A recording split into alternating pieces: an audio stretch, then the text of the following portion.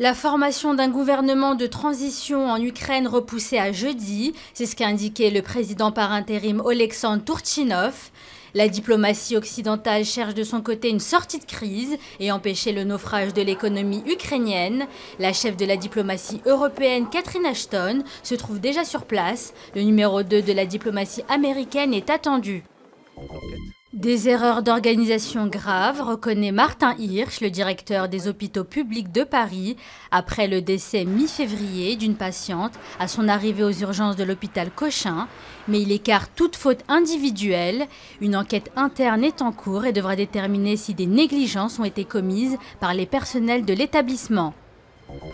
5 hommes condamnés après les violences de samedi à Nantes, à des peines allant de travaux d'intérêt général à de la prison ferme. Ils étaient jugés en comparution immédiate lundi, essentiellement pour avoir lancé des projectiles contre les forces de l'ordre en marge de la manifestation contre le projet d'aéroport de Notre-Dame-des-Landes. Querelle diplomatique entre le Maroc et la France. Le Royaume reproche notamment aux autorités françaises d'avoir ignoré les canaux diplomatiques et laissé 7 policiers faire une descente à la résidence de l'ambassadeur. Afin d'apaiser les tensions, François Hollande a contacté le roi Mohamed VI pour apporter des clarifications. Comment mieux se brosser les dents? Votre téléphone vous conseillera la brosse à dents connectée, l'une des stars du congrès mondial de la téléphonie mobile de Barcelone.